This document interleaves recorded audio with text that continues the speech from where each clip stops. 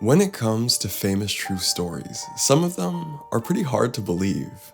But I think the most unbelievable, shocking, and tragic famous true story is the story of the Von Erich family.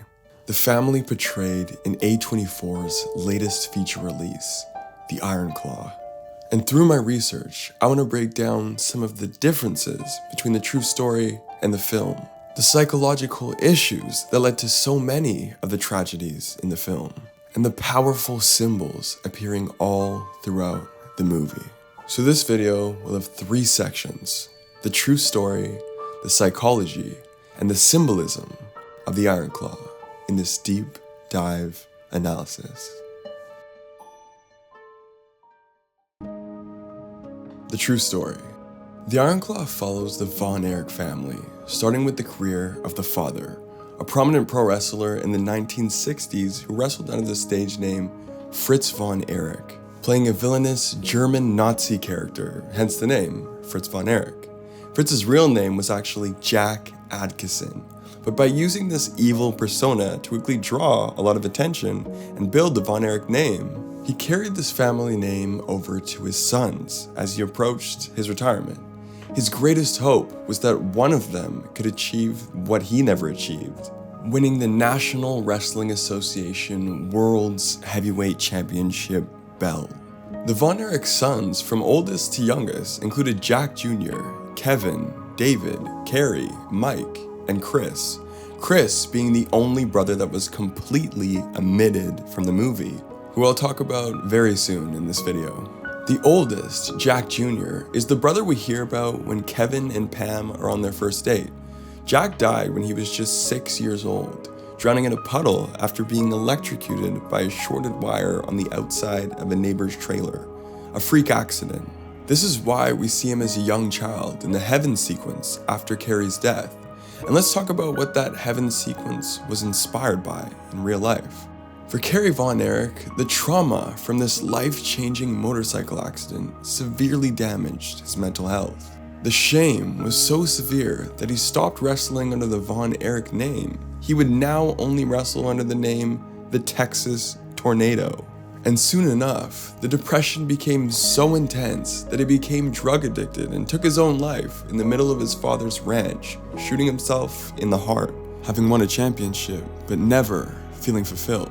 Before Carrie's death, during his deep depression, he often described and hinted that he would be reconnected with his brothers once again, on the other side, which is what inspires that specific heaven sequence with Carrie, Jack, David, and Mike.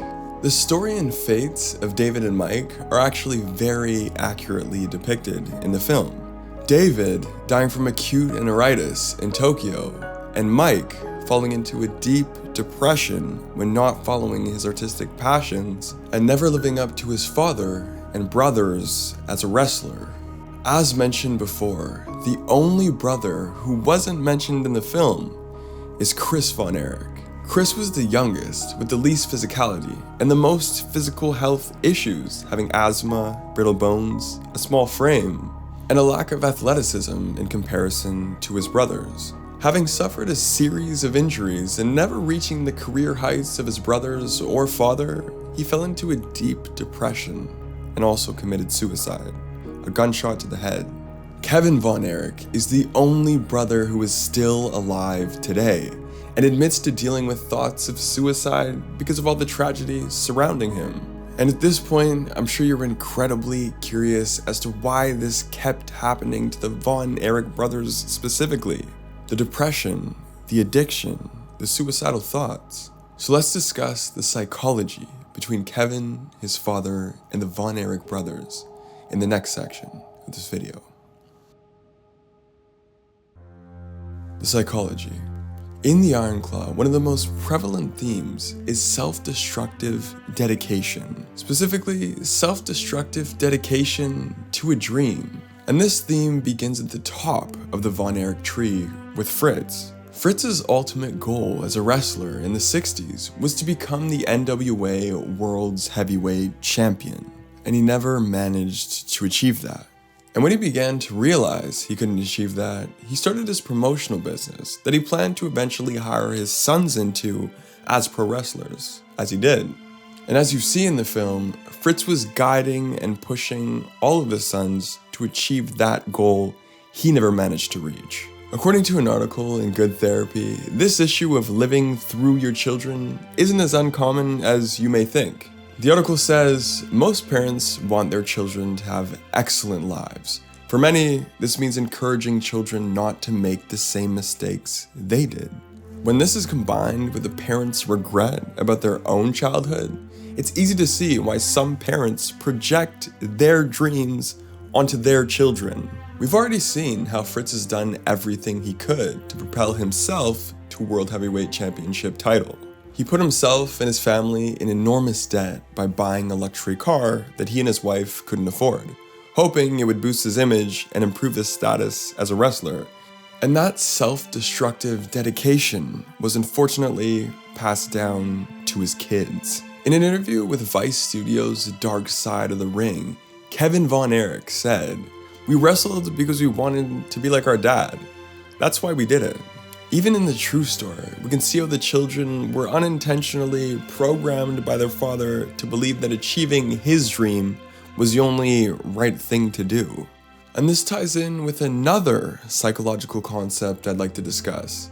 An article in Inc. describes the difference between two types of parental control: behavioral control and psychological control. Behavioral control refers to the extent to which parents ask kids to constrain their behavior to meet the needs of others. This would include instilling politeness, respect, and compassion in a child, which every parent should do. On the other hand, psychological control is the extent to which parents try to control the child's emotional state or beliefs. For example, they may use guilt induction or make the child feel that they won't be loved if they don't do what the parents want.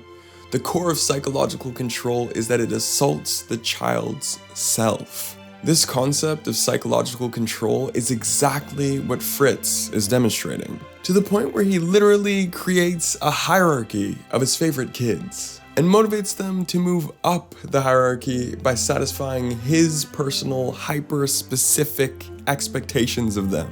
We see this demonstrated when Fritz tells Mike he shouldn't be interested in camera angles of wrestling matches, only the wrestling itself. And of course, because of Mike's inclination towards art, Mike is always at the bottom of Fritz's hierarchy of favorites. Fritz most certainly loved his children, but this kind of unintentionally abusive parenting style is the root cause of his 6 sons' player-coach relationship with him, their self-destructive dedication to their dream, and their life-threatening devastation when they realize they can't reach it. And let's discuss what the film is telling us and how Kevin is able to escape a tragic death and overcome the looming idea of the Von Erich curse in the final section of this video. The symbolism. In the film and in reality, when these many tragedies continued to happen, the family and the public began to use the term the Von Erich curse. Fortunately, the film, by using its simplified narrative structure, gives us a much clearer view on what the Von Erich curse truly is. The Von Erich curse is no spiritual reality. The real Von Erich curse is the intergenerational trauma that is running down from a father to his children. The curse is the emotional pressure, the fear of failure, and very importantly, the pain of hiding one's truest emotions inside. In Vanity Fair's Notes on a Scene, Jeremy Allen White describes how the boys often wait until their father leaves the room before they show their realest and rawest emotions. This also ties in with the scene where Fritz demands that the boys remove their sunglasses and don't shed a single tear at David's funeral. And when Kevin suggested to David he shouldn't go to Japan, the two of them just laughed it off, as if that is just no way a possibility, when listening to one's feelings and body very well would have been the best possible thing to do. It would have saved his life. The Iron Claw is the signature move of the Von Erichs, where you grab hold of your opponent's head just above the face and mercilessly squeeze. This move was passed down from Fritz's generation to his sons. And I think the reason the film uses this move's name as the title is to indicate the firm hold of generational trauma over the Von Erichs' minds that was nearly impossible to escape, while also recognizing the legacy that both the father and his sons have left behind for generations to come. The only brother in the film who managed to escape this curse was Kevin.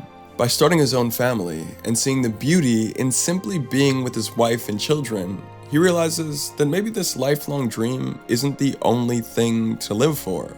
Maybe family, which he loved so much for so long through his brothers, is all he needs. And maybe it's actually okay to express your most vulnerable emotions as a man to your father and to your sons. And this is beautifully symbolized by his own sons telling him it's okay for them to see him cry.